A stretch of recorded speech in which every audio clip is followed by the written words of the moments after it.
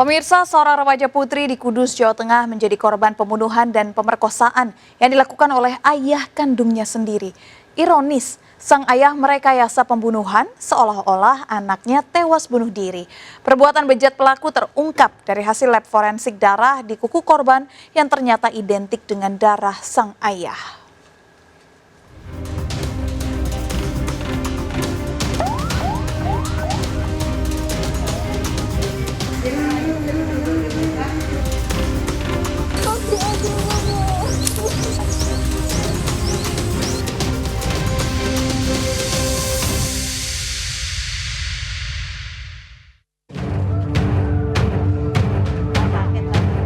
Rabu pagi, teriakan seorang bocah memecah keheningan Desa Kedungdowo, Kaliwungu, Kabupaten Kudus, Jawa Tengah.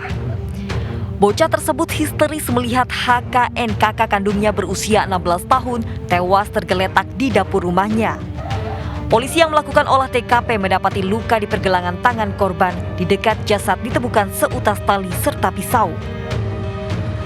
Jasad korban dimakamkan di TPU Gringseng tak jauh dari rumah korban.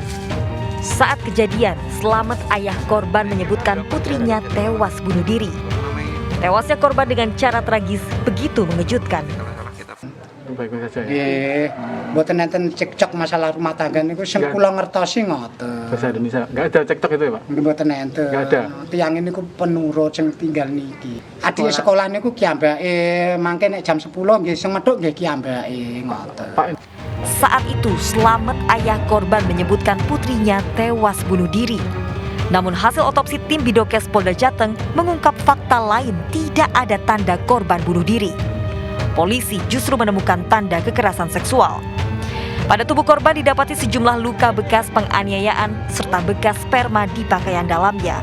Selain itu, ada bekas goresan kuku di tangan korban yang menandakan korban sempat melawan saat diperkosa pelaku. Dugaan Slamet sebagai pelaku pembunuhan anak gadisnya diperkuat dengan hasil lab forensik darah di kuku korban ternyata identik dengan darah Slamet.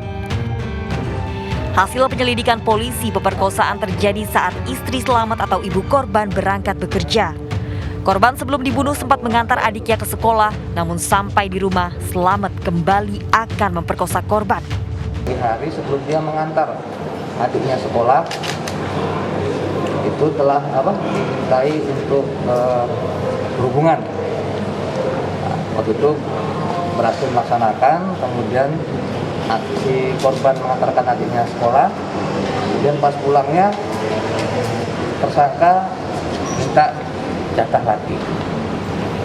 Saat itulah korban menolak, kemudian tersangka marah, membekap mukanya dan memukuli korban. Kemudian korban dibawa ke dapur. Kepada polisi, Slamet mengaku memperkosa putri kandungnya dan membunuh karena menolak diajak berhubungan intim. Slamet mengaku hilaf karena istrinya tidak mau diajak berhubungan intim 1 bulan terakhir. Salah sekali Pak. Nah iya, jadi kalap waktu itu. Kalap Pak. Terus nyesal. Bapak iki opo meninggal? Bukan Pak. Jangan sekarang meninggal iki lho nyesel ora. Nyesel sekali Pak. Nah iya. Pak, itu sempat dipukul sama apa Pak waktu itu Pak? Pakai apa? Pakai itu. Pembunuhan dan pemerkosaan terjadi saat rumah sepi. Ibu korban pergi bekerja ke pabrik. Saat itulah Slamet memperkosa anak gadisnya di dalam kamar. Usai diperkosa, HKN yang ketakutan dengan ancaman ayahnya berusaha tegar dan pergi mengantar adiknya ke sekolah. Namun saat HKN pulang ke rumah, Slamet kembali akan memperkosanya. HKN melawan hingga membuat ayahnya panik. HKN berusaha lari ke dapur, namun dianiaya ayahnya dengan batu bata hingga tewas. Pelaku dijerat KUHP pasal pembunuhan dan Undang-Undang Perlindungan Anak dengan ancaman 15 tahun penjara.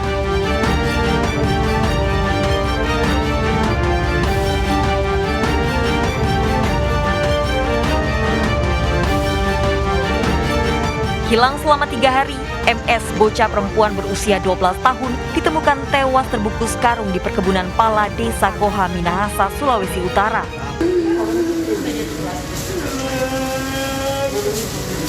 Ayah korban tak henti-hentinya menangis di samping peti jenazah anaknya.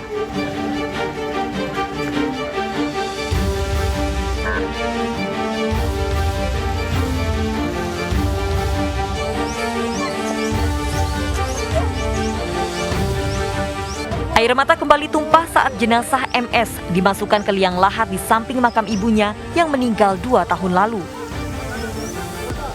Menyesali tak bisa menjaga adiknya, sang kakak terus menangis.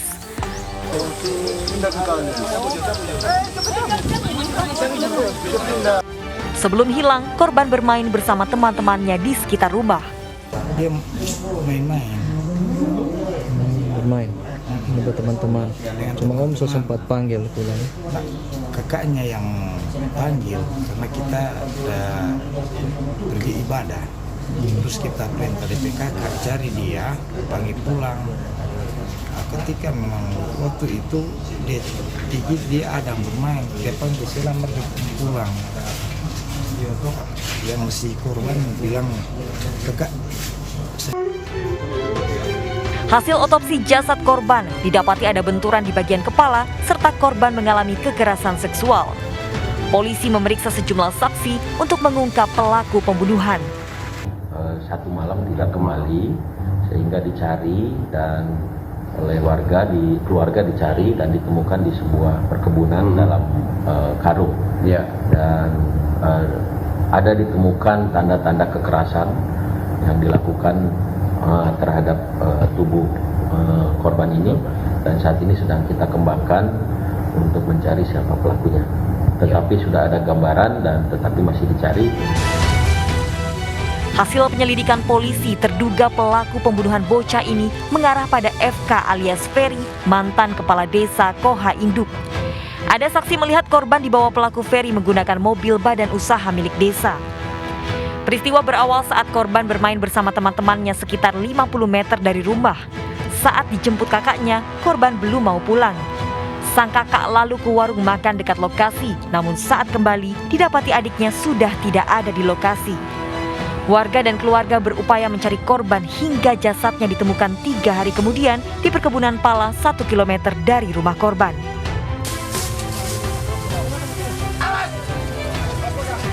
Namun yang mengejutkan, selang beberapa hari, Ferry ditemukan warga tewas gantung diri di dalam hutan.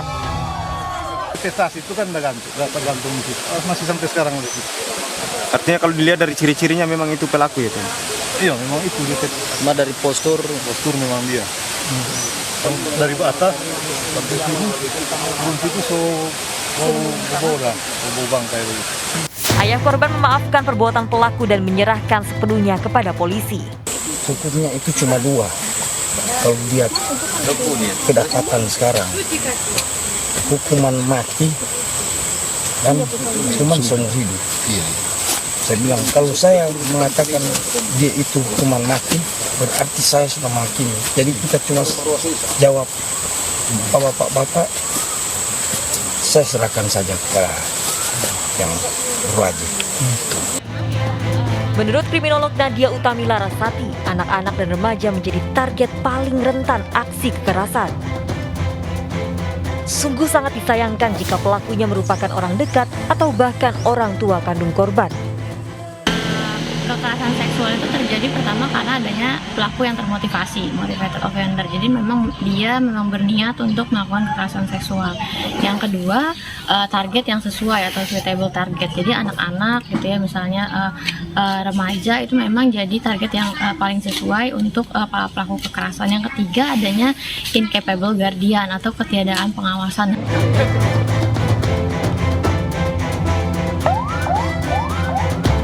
Tim Liputan iNews melaporkan. Pemirsa, sesosok mayat wanita tanpa kepala ditemukan di samping rumah kosong di Banjarmasin, Kalimantan Selatan. Mengenaskan, korban ditemukan tanpa busana dengan kondisi tubuh terbakar. Korban yang merupakan ibu 2 anak diduga diperkosa pelaku.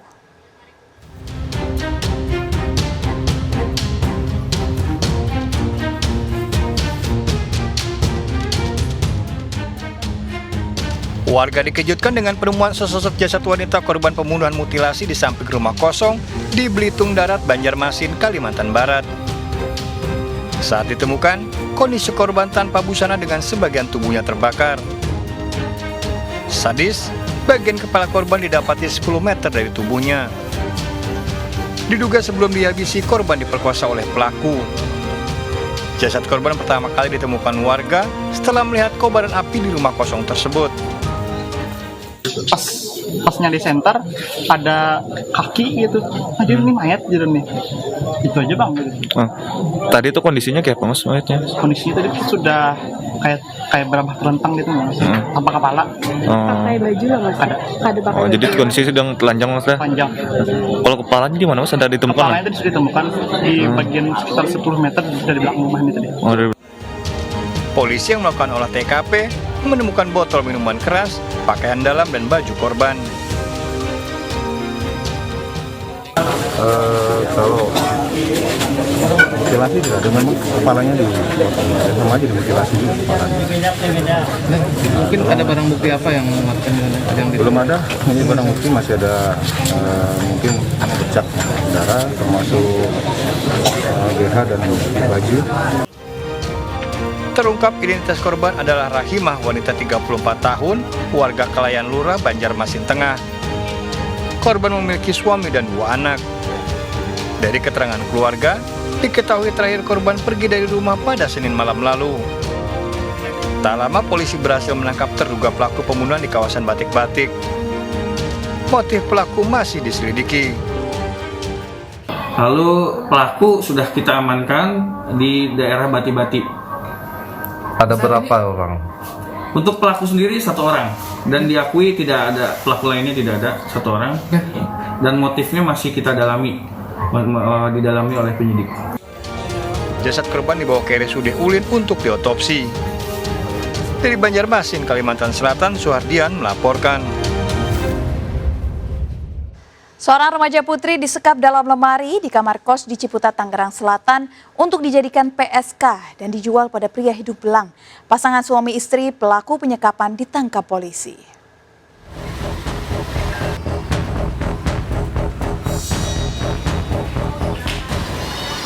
Sebuah rumah kos yang diduga menjadi lokasi penyekapan dan penganiayaan seorang bocah wanita di Gang Benika, Jalan Insinyur Haji Juanda, Ciputat, Tangerang Selatan, Banten nampak sepi dari aktivitas. Peristiwa bermula saat korban berinisial A 16 tahun menghubungi kakak korban melalui pesan singkat dan memberitahukan posisinya. Bersama orang tuanya, kakak korban mendatangi rumah pelaku. Awalnya pelaku tak mengakui korban berada di lokasi tersebut.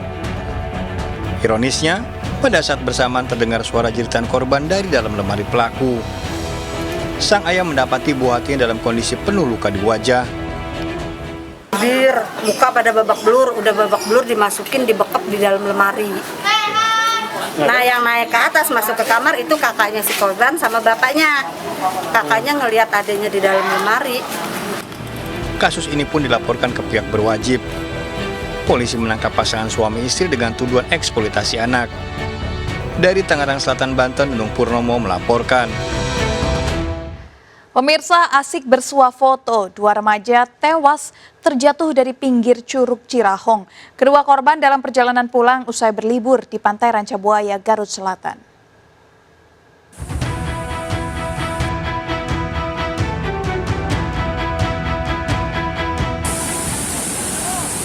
Petugas gabungan dibantu warga mengevakuasi 2 orang remaja yang jatuh dan tenggelam di Curug Cirahong, Cisewu, Garut, Jawa Barat.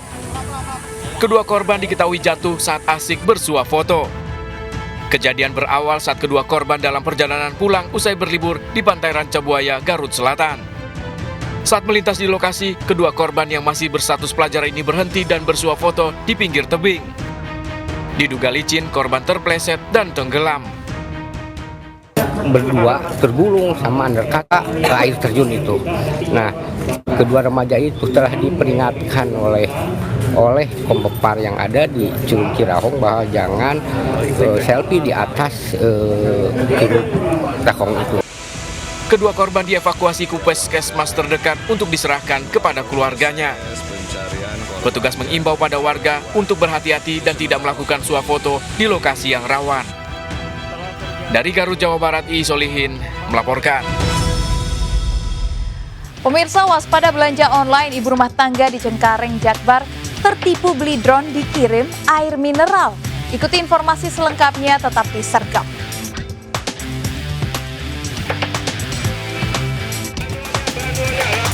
Jalan muda.